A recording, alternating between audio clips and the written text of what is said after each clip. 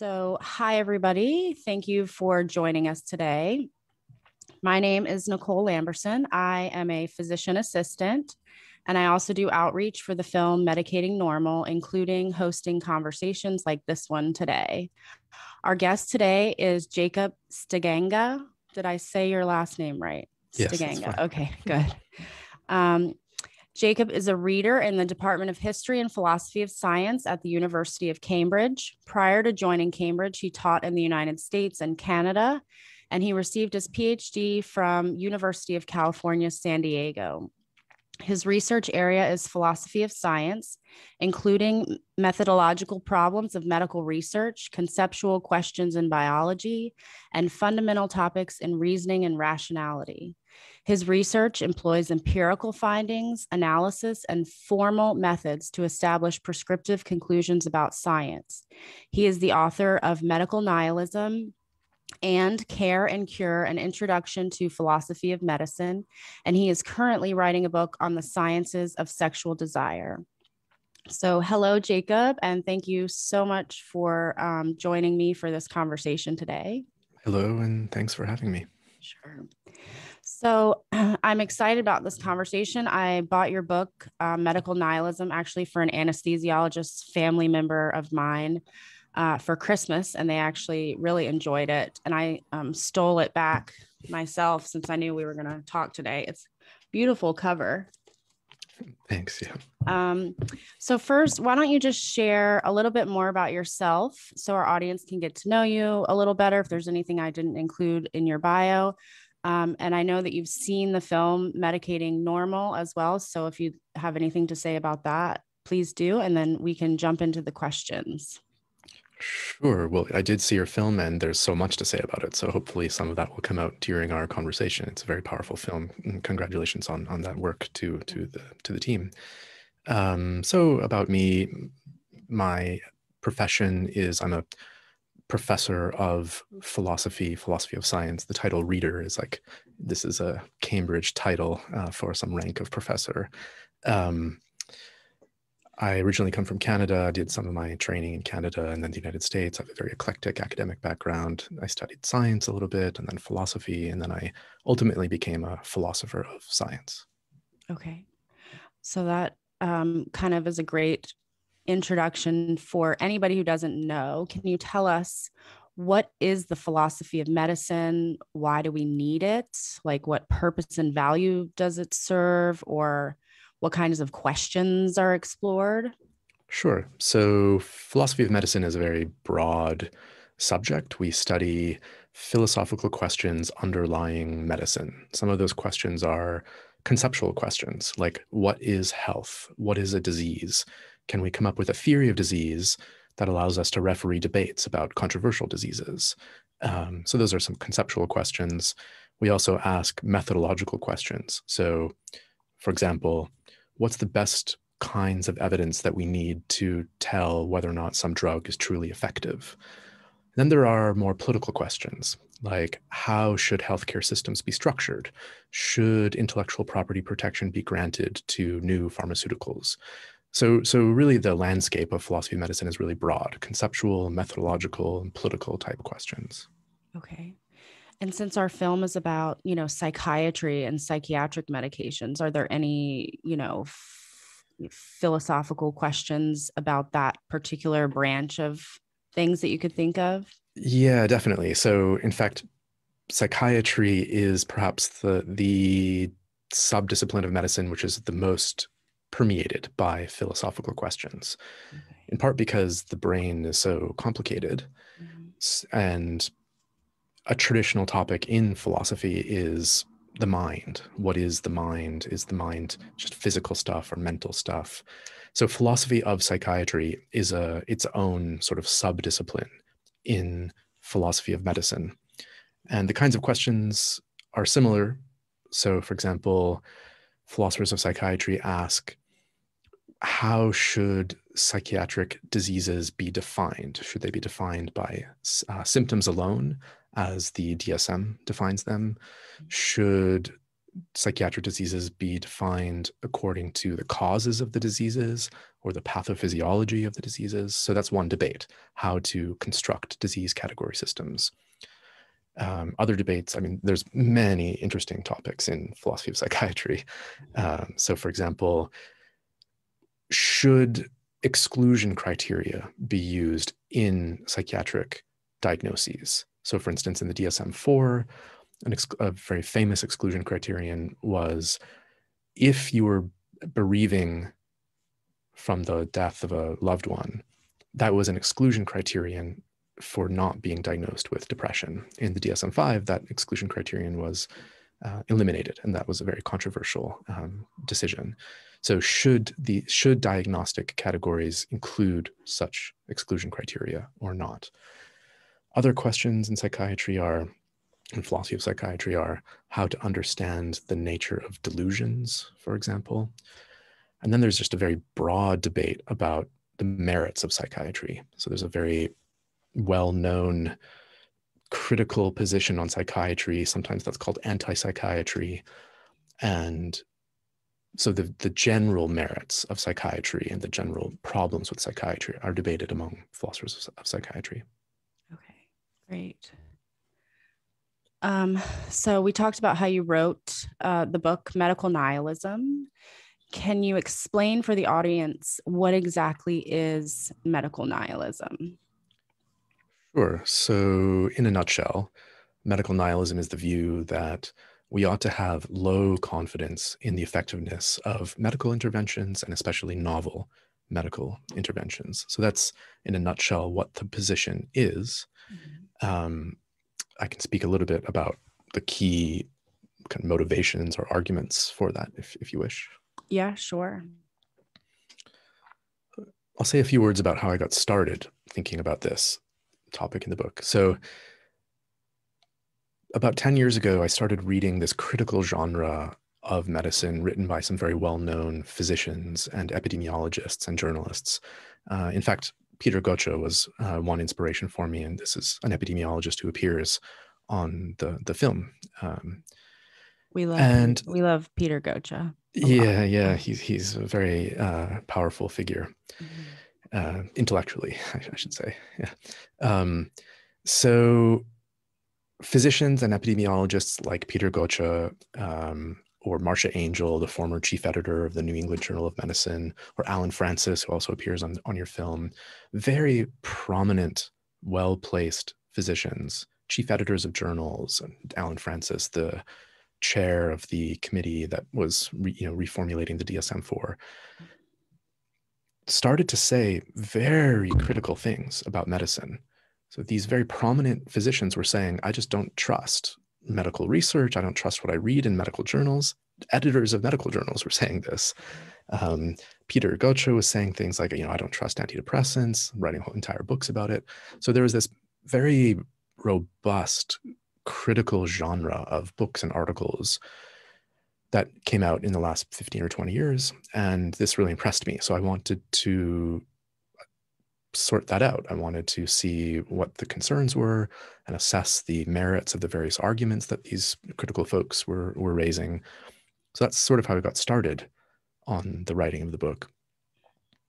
And the key kinds of arguments that I think are persuasive, that ended up changing my mind about medicine at least, there was sort of three families of arguments. One was about the tiny effect sizes of new drugs when they're tested in the most rigorous trials. So it turns out that the best-selling drugs in medicine in the last 20 or 30 years, when they're tested by the most careful trials, have very, very tiny effects, tiny positive effects. They also have a lot of harmful side effects, as your film aptly shows. Another key argument is more theoretical. It's about this, I deploy this concept of magic bullet. A magic bullet is a drug like penicillin. So penicillin is just this really awesome antibiotic that eliminates bacterial infections. It's highly specific and highly effective. Medicine has a few magic bullets in its arsenal. Most of them were discovered around between 1930 and 1950. And in the book, I give a couple of arguments that make us think, well, we ought to expect that there aren't going to be many magic bullets in medicine for a number of reasons. So that's the second kind of family of arguments. And then the third family of arguments is about how medical research is carried out. I argue that even the very best methods of medical research are malleable. They can be bent around at the will of medical scientists. And because of the really big financial incentives at stake in studying pharmaceuticals, that bending of the research methods is typically in favor of exaggerating the benefits of medical interventions. Okay, all of that makes good sense. So should we be nihilistic about all medical specialties equally, or are there some, that you argue we should be more nihilistic about than others? Well, yeah, this is a really good question. So we should definitely be selective in our skepticism. So we should take what we know about a particular domain of medicine, or even a particular drug or particular disease, and inform our inferences accordingly. So if we think about those three families of arguments that I was just walking through, the effect sizes, the magic bullets, and the malleability of medical research, those apply differently to different domains of medicine. So just to give you one example, in surgery, of course, there are financial conflicts of interest at stake in surgery. But for any particular surgical operation, there has to be an actual surgeon actually doing the operation. You can't just, patent this procedure that then gets deployed without this technical skill of a surgeon, as we can do with pharmaceuticals. With pharmaceuticals, once a company has intellectual property protection, they can produce the pharmaceuticals relatively cheaply. It's a little bit like making a CD for music. So, and that creates this massive financial incentive. And that financial incentive, in turn, creates this incentive to bend research methods away from truth. So that's just one example in which those arguments apply differently to different domains of medicine. Okay, great. So backing up a little to the three things or the three examples that you gave, can you talk a little bit more about how trials are designed so that the harms of medical interventions are underestimated? Okay, sure, right. So one of the chapters in my book is exactly about this question. In that chapter, I argue that trials are designed to systematically overestimate the benefits of interventions and systematically underestimate the harms of interventions. And this occurs at a number of stages in medical research via a number of different ways. A new drug is tested in different stages of research. So phase 0 research is research on animals or research on cells in a laboratory. Phase 1 is a small trial in which scientists are testing the coarse-grained safety of a new intervention. A drug might be tested on 1 person, 5 people, 20 people. It's not a big trial. A phase 2 trial is a randomized control trial, and there scientists are testing the benefits and harms of a drug. And then a phase 3 trial is what's needed. It's a bigger randomized trial, and that's what's needed in order to get a drug approved by the FDA. So one big problem in hunting for harms of drugs is publication bias. So the vast majority of those phase 1 trials don't get published. What that means is it's something like 95%. What that means is those drugs are failing phase 1 trials. So those drugs look harmful in phase 1 trials, and yet we don't learn about those harms. So those are drugs that are members of a family of drugs. So suppose we want to know if, say, this particular drug is safe and it's a chemically similar to these other drugs, but those other drugs failed phase 1 trials, but we don't know about it. So we can't properly inform our inferences about the safety of this drug. If we had access to those failed phase 1 trials, we would be thinking, actually, this drug is probably not going to be safe either. That's one way in which trials underestimate harms of drugs.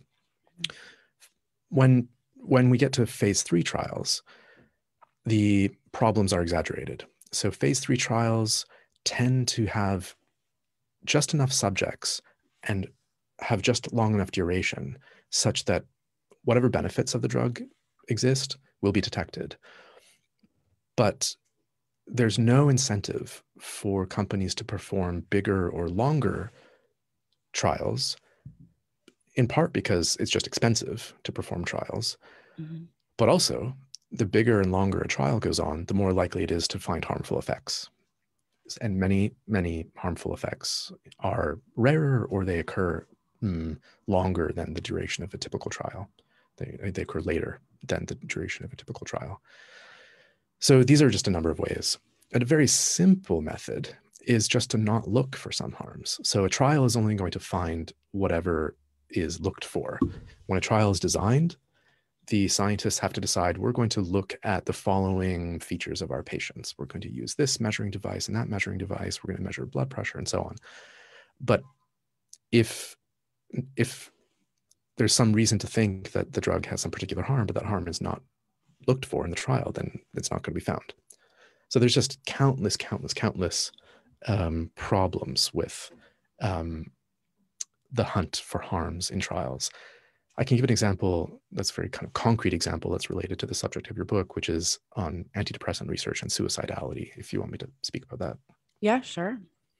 So around 20 years ago, there was some indication that antidepressants increased suicidality. But the evidence base was a little bit thin, and there hadn't been a very big trial that had just set out to look for that. And then finally, a meta-analysis was done on the existing trials. And the meta-analysis concluded that, in fact, antidepressants do not increase suicidality. But the problem was that all of the existing trials were using this particular measurement scale called the Hamilton Rating Scale for depression. Mm-hmm. And what that scale does is you just answer a bunch of questions. There's about 20 questions, and you get a certain number of points for each question. And then you sum up all the points, and the total score is an overall measure of the severity of one's depression. Now, the problem here was that on that scale, there's only one question on suicidality. And you can all, the audience can go on Google and look up this scale, the Hamilton Rating Scale for depression. You can have a look at this question on suicidality. It's a very coarse-grained question. The problem is that there's only 4 possible points a person can get, 0, 1, 2, 3, or 4. And the patient level differences in one's experience of depression or of suicidality is radically different between these different points on this one question. So it's no wonder that meta-analysis didn't pick up on an increase in suicidality, because the measurement scale wasn't sensitive to detecting real changes in suicidality. So that's just a very kind of nuts and bolts concrete example of how this can go. Right. So sort of along the same lines of, designing trials, what kind of evidence do we have about deprescribing, or what happens when patients stop taking drugs, if any?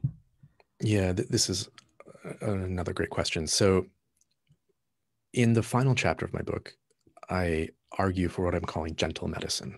So if we take the lessons of medical nihilism seriously, one thing we ought to be doing is prescribing less and consuming fewer pharmaceuticals. But what I'm not advocating for is just, people just blindly coming off of their prescription medications. That, as your film rightly shows, that can lead to very harmful consequences. Instead, what we need is more systematic, careful studying of what it's like to come off pharmaceuticals. Now, we have some evidence about this. There's a lot of anecdotal evidence about what it's like to come off of pharmaceuticals, and your film rightly traces some of these anecdotes. What we need instead is, or in addition to that collection of anecdotes, is carefully controlled trials that systematically study the consequences of coming off pharmaceuticals. There have been a few such studies.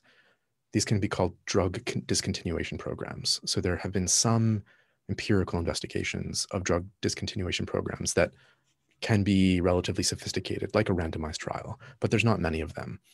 Those that exist are, in my mind, rather impressive. They show that people can be taken off pharmaceuticals carefully according to treatment guidelines, gradually, and patients often end up doing a lot better.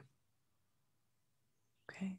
So it's that kind of, so one of the prescriptions that I offer in medical nihilism is the call for more such research like that. So more kind of careful, systematic study of what it's like to be taken off pharmaceuticals. We have a mountain of evidence for what it's like to be put on pharmaceuticals, but we have sort of a handful of anecdotes. And of course, those anecdotes show us very important things like the severity of withdrawal, for example. But what would be good is if we had careful trials studying the effects of withdrawal. Yeah. So I guess in spite of, such good evidence for medical nihilism, like you present in your book, and even the fact that, history is sort of fraught with these failed medical interventions, why do you think so many medical consumers and even, medical providers, I think back to myself when I first was fresh out of school and fully believing that medicine was wonderful. And to the point I even took medications myself, which is how I became involved in this film. I was harmed by psychiatric drugs myself, but I believed in it enough that I took them. So why do you think, in spite of all of that evidence, or even, the television ads where we have this quick, these drugs may cause all these horrible things, why are we still consuming so much medicine or having blind faith to the point of, even turning over our agency to doctors? And why aren't we learning from our past mistakes? This is a question that keeps me up at night. I wish I had a very compelling answer, but I suppose that there are many reasons that contribute to this. So, I mean, one is part of what it means to be sick is to also be hopeful. And one source of hope that patients have is medicine and the kinds of tools that medicine has to offer. Physicians are trained in school, and then that training is reinforced in their practice to be interventionist. Physicians typically aren't trained to be non-interventionist or to be therapeutically conservative. The whole point of being a physician is to intervene, to try to help. So patients are interventionist. I think probably there's a legal context that contributes to this as well. So physicians are of course rightly concerned about facing lawsuits if they don't provide the care which is stipulated in clinical guidelines. Clinical guidelines are constructed according to sort of status quo evidence bases, and clinical guideline developers are notoriously laden with conflicts of interest with respect to the pharmaceutical industry. FDA regulation, regulation not just in the FDA, but also in Europe, involves advisory committees. Those advisory committees are also laden with conflicts of interest. So the experts that sit on these advisory committees are also consultants to the pharmaceutical industry. The pharmaceutical industry itself has this like really amazing marketing plan. Their capacity for promotion is very impressive. So I think just there's a great number of reasons that contribute to the kind of phenomenon that your question is alluding to. Yeah. But it's in my view, it's a big problem. Oh, yeah. So are other cultures or countries more nihilistic about medicine than the United States, or even specifically psychiatry as a discipline? Have you read anything about that or no? Yeah, I don't know, actually. I haven't done such sort of cross-cultural comparisons. I am aware that the American model of medicine, including psychiatry, is being exported, if you will. So the idea that problems of the mind are the kinds of things that should be diagnosed as diseases and then treated pharmaceutically, that is becoming more widespread globally through the various forces of globalization, if you will. But in my own research, I haven't done such sort of cross-cultural comparisons about the extent to which people in this culture or that culture are more or less skeptical about medicine. Yeah. Okay. So when I talked with you via email and I told you that I bought your book for an anesthesiologist in my family, you wrote back and said that a large majority of, the people who read your book or that you've heard from are doctors. So I'm curious what kind of feedback you get about the concepts presented in your book. And do you think most doctors themselves are medical nihilists or, eventually become that over time after they practice some? I was just thinking, me having been harmed myself by psychiatric medication, sometimes when I present that to physicians, I get a lot of, pushback or denial or, oh, those drugs, don't cause that. I'm sure some of it is just ignorance.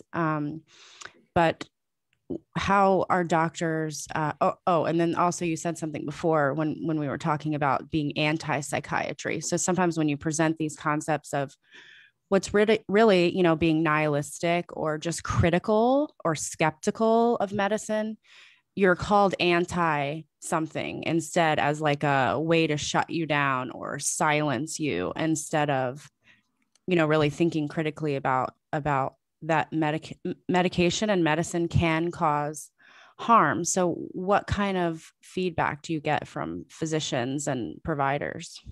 Yeah, there's a lot there. One Mm-hmm. of the biggest compliments I received about this book was from Richard Smith, who's the former chief editor of BMJ, British Medical Journal, who said the best physicians are medical nihilists.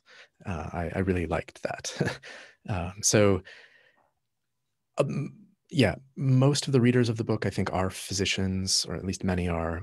And almost all of the feedback that I get from them is very positive. So, I've heard of stories of this physician, of this psychiatrist buying the book for his trainee psychiatrists and so on. My suspicion is that it's a kind of self-selected group of readers. So these are physicians who might be, affiliated with the university. It's an academic book.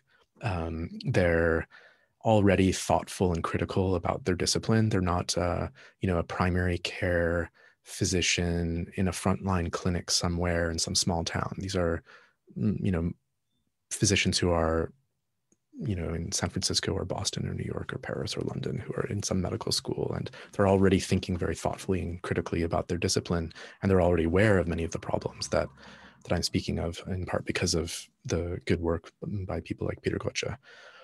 So, right.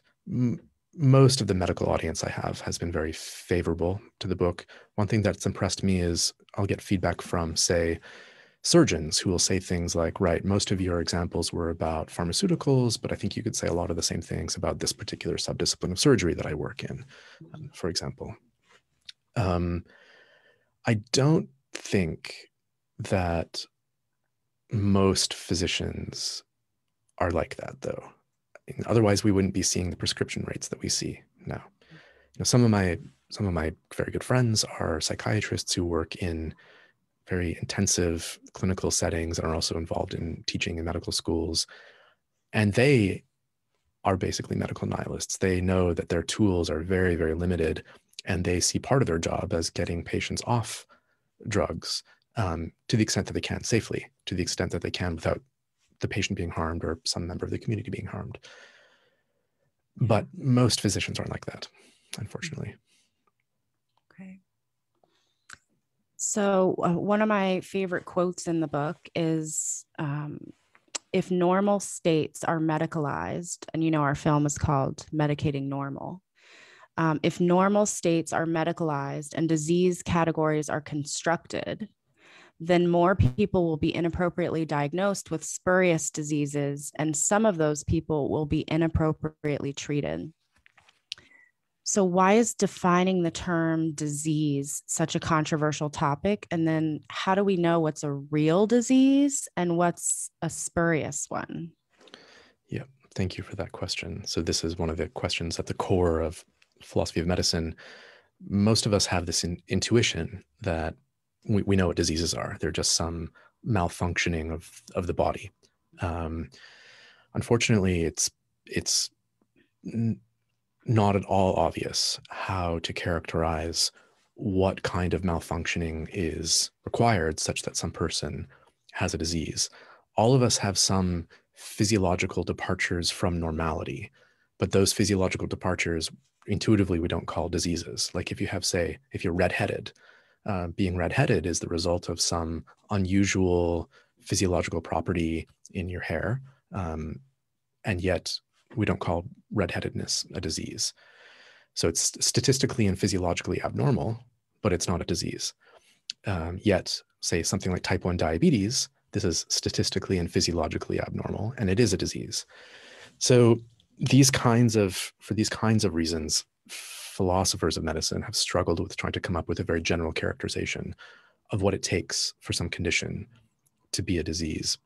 Now that's, if we could succeed at that task, that would be very important, because then that quote that you read from the book, we could use that general theory of disease and referee debates about controversial diseases. So like, is childhood attention deficit hyperactive disorder a real disease or not?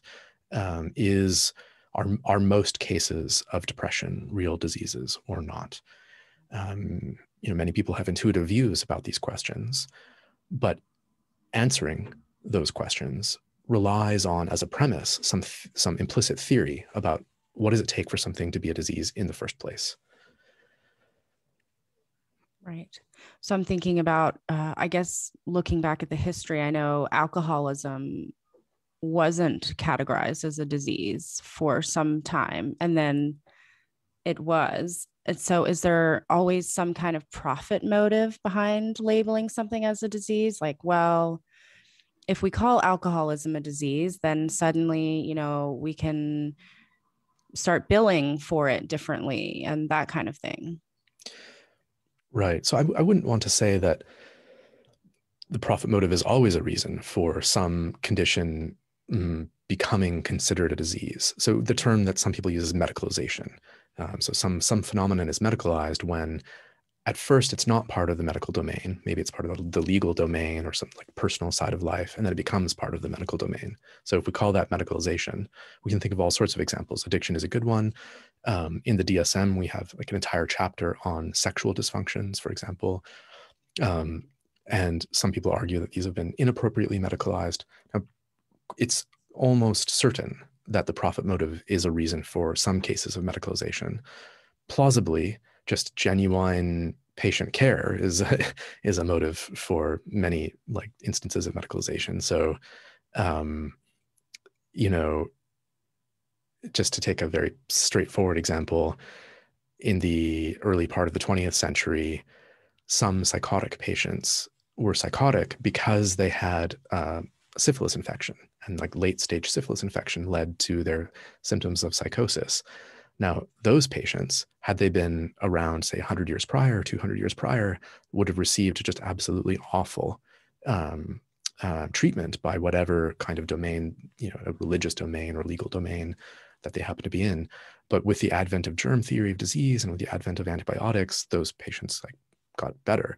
So there's a case in which medicalization is probably a good thing. Rather than being, going through an exorcism by your priest, you could get an antibiotic, and that's great. Right. The worry is with what critics take to be like inappropriate cases of medicalization. And very plausibly at least in the last few decades, diseases have been defined in which part of the motivation for defining that disease in the first place is the profit to be had by selling treatments for that disease. I think there are really many, many cases of this happening. Mm-hmm. Maybe like sleep-wake disorder, when you stay up all night because you work all night long and then suddenly you have trouble sleeping during the daylight hours, something like that. I can't comment on that particular example. I don't know enough detail to say anything, informed about it. But I could, one example that I'm currently writing about is female sexual dysfunction. So this is in the DSM-4, it was called hypoactive sexual desire disorder. In the DSM-5, there's a male version and a female version. The female version is called female sexual interest arousal disorder. There are 6 symptoms of it. Basically, it involves having low interest in sex, having few sexual fantasies, few sexual desires. And what some critics of this disease category have said is that the interest in this disease category really got going after the great financial success of drugs like Viagra. So companies wanted a female Viagra, but in order to sell a female Viagra, there's got to be a disease category to diagnose people with. So what many critics say is this is an aspect of normal life, or maybe the condition is caused by stress or anxiety, or like the strains of living in a capitalist society, or whatever. It's not a disease. It's maybe just a result of relationship problems or whatever. But now it's being considered a disease. And yeah, as I said, critics claim that at least part of the motivation for the articulation of that disease was profit. That's a good example. So you, in response to medical nihilism, you coined the term gentle medicine, which you touched on briefly a few minutes ago. So I guess, what does it look like as a true medical nihilist if you're a patient and a doctor who believes in that and you're practicing gentle medicine? What are some examples? Okay. So gentle medicine is this umbrella term which is meant to describe a number of different features about medicine that I think ought to change. One of them is clinical practice, what patients and physicians ought to be expecting from medicine, the extent to which physicians ought to be interventionist, ought to be prescribing as much as they are, and the extent to which patients ought to be demanding such prescriptions. So one of the elements of gentle medicine is medicine should be less interventionist. That doesn't, of course, mean non-interventionist. So, if your child has some bacterial infection in their ear and it goes untreated, that could lead to brain damage. And we have wildly effective treatments for that kind of disease. And so gentle medicine doesn't mean, or medical nihilism doesn't mean non-interventionism, but it means therapeutic humility and being less interventionist than we currently are. Now, but how exactly that should go? Part of the problem with the current state of affairs in medicine is that we haven't very systematically studied non-pharmaceutical ways of helping people who suffer. So one of the aspects of gentle medicine is a call to refigure the medical research agenda. Many people say exercise and diet is just as good as antidepressants for depression. There's a little bit of evidence to support that, but actually not much. And it would be great if we had a lot more careful, rigorous evidence for questions like that. So that's the kind of thing that gentle medicine is about. Do you think maybe consumers would be better at medical nihilism if they were, more trained in sort of, I know, even having been medically trained myself, some of these studies and knowing how to pick out flaws in them and things is incredibly complicated. So how do consumers become better at, being nihilistic if they can't even interpret data? This is very important. One of my hopes for the book is that it can help address that. At the moment, patients have more access to medical information than we've ever had before. We have Wikipedia, we have Google. It's very impressive how much people can learn about diseases and treatments on the internet. The trick is knowing how to carefully use that information. And that's one thing that I hope the book offers, is a kind of general framework for assessing this really complicated and very large volume of information about medicine? There's no easy answer to the question because it's not just a problem for patients. I mean, even physicians aren't trained to be therapeutically humble or skeptical about the tools that they have on offer. And these are the experts. They're trained very rigorously. So while I think it's important that patients develop more skepticism and physicians develop more skepticism, I think also part of the reform ought to be at the more kind of systemic level. So we should have some stronger form of regulation in which the regulatory apparatus is informed by the kinds of problems that motivate the worries in the book.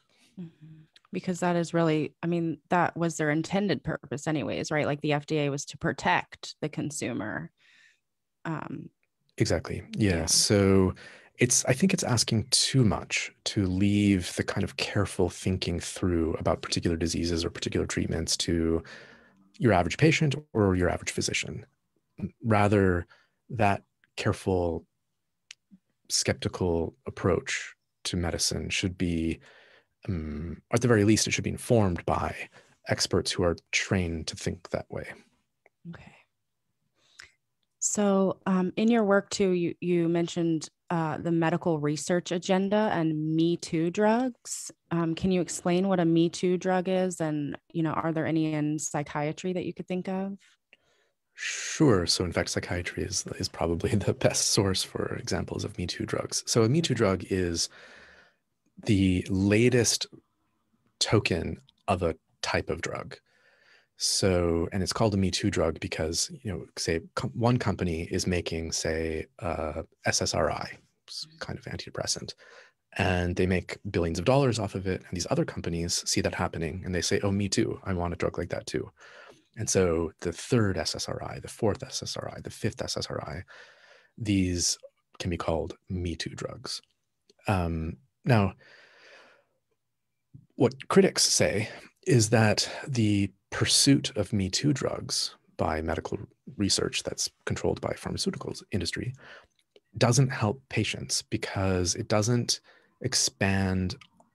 add much novelty to the pharmaceutical arsenal.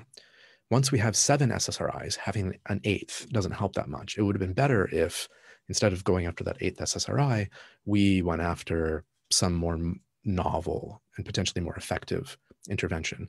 What defenders of Metoo drugs say is, well, hang on. Sometimes patients won't respond to some drugs in a particular class, but they will respond to other drugs in that class. So maybe Mary, one of my patients, doesn't respond to SSRI 1, SSRI 2, SSRI 3, but she will respond to SSRI 4.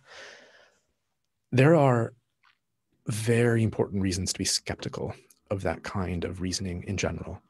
Most of those appeals to patient-specific responsiveness to drugs involves appealing to anecdote, either the patient's anecdote or physician's anecdote. And I think psychiatry is shot through with this kind of anecdotal reasoning. This kind of anecdotal reasoning about the benefits of drugs is dangerous for the following reasons. The first is the natural course of disease. So we know that many diseases, the severity of symptoms fluctuate over time, and many of them, they gradually decrease. So just think of the common cold. In psychiatry, this is very much the case. So symptom severity fluctuates a lot over time, and with enough passage of time, symptom severity for many psychiatric diseases gradually dissipates. Patients seek treatment when their symptoms are worse. So if you have a gradually fluctuating and gradually decreasing severity of symptoms, and you seek treatment when your symptoms are especially bad, merely the passage of time alone will entail that the severity of symptoms will probably get better. Mm-hmm. That's problem 1. Problem 2 is the well-known placebo effect. And problem 3 is confirmation bias. So physicians and patients look for signs that confirm their expectations about the benefits of treatment, and they ignore signs that disconfirm their expectations. So those three problems, natural course of disease, placebo effect, and confirmation bias, entail that, at least typically, appealing to anecdote is fraught with danger.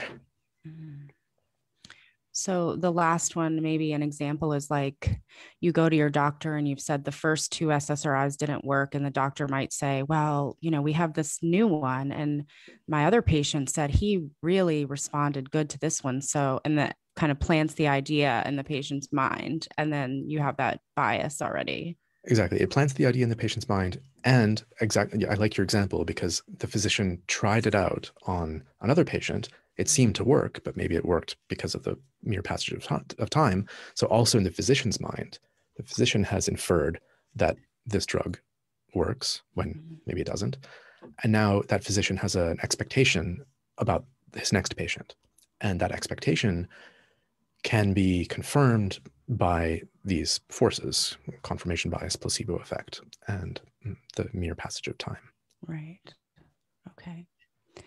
So, just being on Twitter and talking about these kinds of topics, I've seen doctors, say to researchers and academics that, well, it's easy to criticize the profession and its practices, just sitting on the sidelines or thinking about it. But, if you're actually in the trenches, sitting across from a patient, that changes the whole game. And so we have to do things that are maybe, that the studies, don't back up, or off-label type things. What kind of a response would you have to that, or just medical philosopher in general? Yeah, I mean, of course, I have some sympathy for the idea that physicians have to do something. I mean, it's part of their training, and if a physician sees a person in front of them suffering, everything about being a physician is, well, we want to alleviate the suffering. That's constitutive of what it means to be a physician. And so I get that motivation. And as we said earlier, patients are looking for something. Patients are looking for a reason for hope, looking for some benefit. They want to get better. And so I get that pressure, although what I would say is it's not the case that that feeling needs to translate into a highly interventionist approach. In fact, I co-wrote a little article with a physician about treatments for COVID. So last summer, medicine was studying many different drugs as potential treatments for COVID. And we had no reason at all to think that any of them were very useful. And now we have good reason to think that most of them weren't useful. And this physician's approach, and we co-wrote this paper together, was physicians just sometimes need to learn to be non-interventionist. So if you have a patient who's suffering from COVID, there's probably no pharmaceutical that's going to help much. And physicians just need to learn to accept that. So, yeah, I think the impetus to intervene is understandable. And in some cases, it's completely justified. I think the question is, when is it justified? And I think the answer is simple: when our interventions are indeed effective. So, if you're riding your bicycle to your office and you're hit by a car and you're bleeding on the side of the road, then you want somebody to stop the flow of blood. That's highly effective. If you have a bacterial infection, you want an antibiotic. Those are highly effective. So we should be interventionist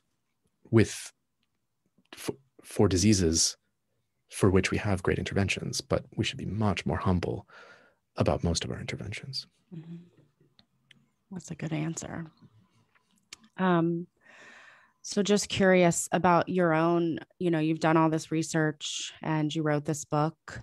And so, do you sort of practice what you preach with your own utilization of medical services? Are you a medical nihilist in your own life? I think so.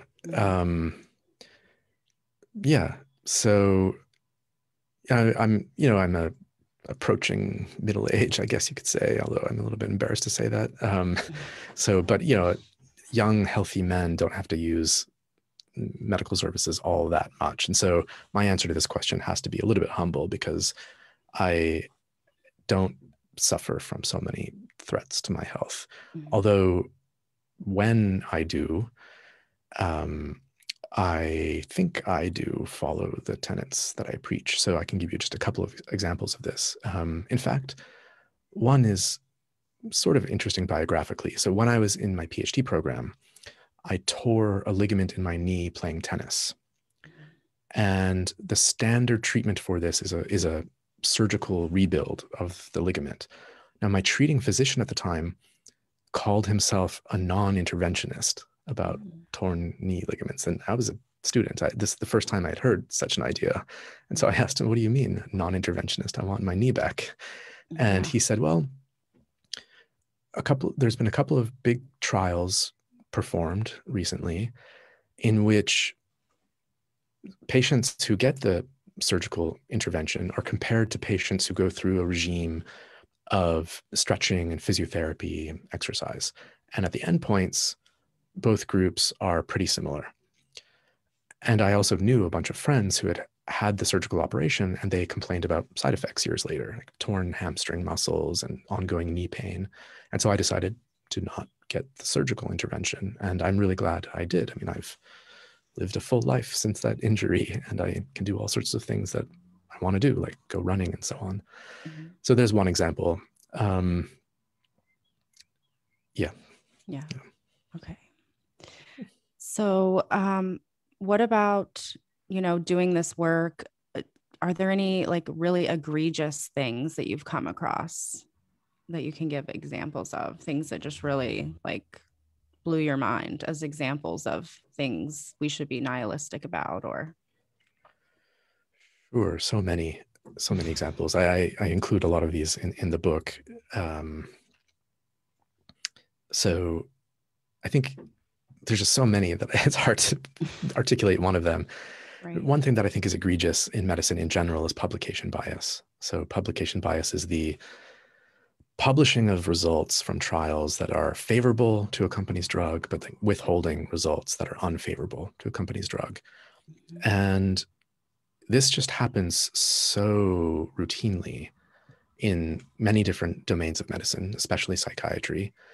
And publication bias entails that the published record is going to systematically exaggerate the benefits and underestimate the harms of drugs.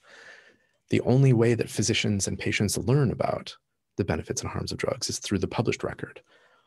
And so publication bias is just this very general, egregious thing. And there are just numerous examples of publication bias in medicine. And the book talks about a lot of them. There are just so many of these egregious examples. I could just go on and on and on. Okay.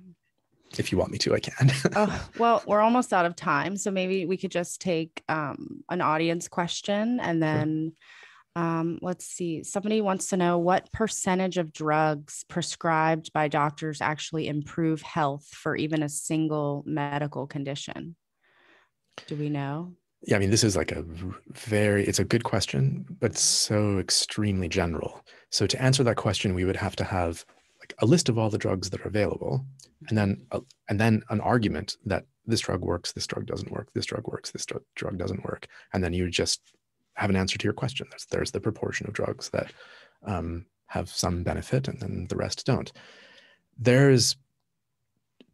To actually give that answer would just require an entire library of work. And unfortunately, I mean, you would hope that medical science would be in a position to answer a question like that. It's a good question. We're just not in a position to answer that kind of question. I have my suspicion about where on the range of answers we ought to be. It's probably quite low. But I certainly wouldn't be able to say something like, 50% or 70% or 20% or anything like that. Right. Yeah. Okay.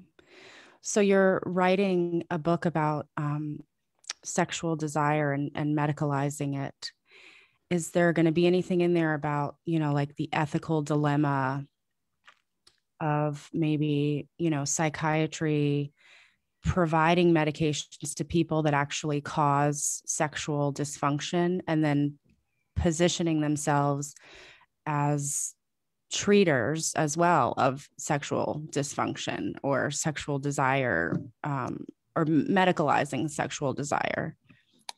Yeah, so this won't be a large focus of the book, but there are some parts of the book that address this problem. So, as you rightly note, a very common harmful side effect of many medical interventions today, especially in psychiatry, is sexual dysfunction. And then sexual dysfunction gets diagnosed as a disease and treated with other pharmaceuticals. And so that, of course, is a big problem. One of the chapters is on the medicalization of sexual desire. That's just one of the chapter in the book. Many. Okay. And do you want to tell the audience maybe, when that book is coming out and anything else you want people to know about it before we close? I can say a few words about it, sure. So it won't be finished for at least a year or two. So this you can't just like go on Amazon and buy it now. But it is about another topic. I mean, the first book, Medical Nihilism, is about a topic that I hope is interesting and important to most people. And medicine is this really important institution in our lives, and of course, sexual desire is like that as well. So sexual desire is this like really, really important part of what it means to be human. And there are all of these very interesting and difficult questions that scientists try to answer about sexual desire. So, for example, are sexual desires of males and females similar or different? Some scientists say they're very, very different, and we have evolutionary reasons to explain why they're different. And other people say, hang on, they might appear to be different, but they're only appearing to be different because of different social forces on males and females, like different kinds of moral norms, for example. Another big question is monogamy. Is our sexual nature in tension with monogamy, or is it consistent with monogamy? Another big question that animates scientists who study sex is, where does sexual brutality come from? Like rape, for instance. Like, why do men rape? Again, we have evolutionary answers that say, well, in our past, it was a strategic mating strategy. And other people say, no, that's not what rape is about. Rape is more about a kind of function of dominance, of power over another person. So you have all of these really interesting and difficult questions about this feature of ourselves, which is really, really important. And we have scientists who debate answers to these questions. And I'm interested in trying to sort through those debates and come up with the right thing to think about those questions. Yeah, sounds fascinating. So we'll be looking forward to that book from you. I guess the two books that you have written are already on Amazon. So if people are interested in reading them or purchasing a copy, you can get them there. Jacob, if people want to follow you, are you on Twitter or do you do any social media? I don't use Twitter, and I do use social media, but it's not exactly like a publicly facing professional side of. I use social media, to communicate with friends and family. Okay. But my work can be found online. So if somebody wanted to, say, follow up and read one of my articles, one could easily find my website on Cambridge, and that will link them to my articles and some other lectures I've given. Maybe I will say one more thing quickly about Sure. following, is that I'm also going to be starting a YouTube channel soon. And so a few months from now, I'll have content up there, and that will be interviews with scientists and physicians and philosophers. And so if somebody is watching this a few months from now, they can find that YouTube channel. Okay, cool. And what will it have?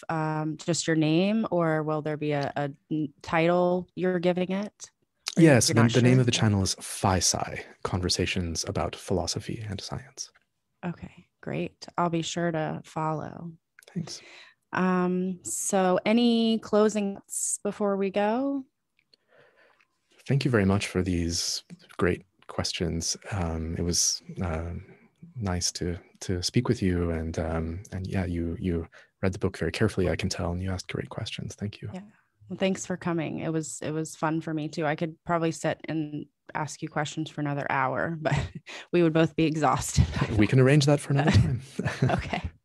So thanks everybody for joining us for this live discussion. If you have not seen the film Medicating Normal yet, you can check out our website at medicatingnormal.com/watch, where you will find a list of upcoming screenings you can attend, or you can just check out the events tab on our Facebook page. We add more screenings there and we update that list frequently, so check back often.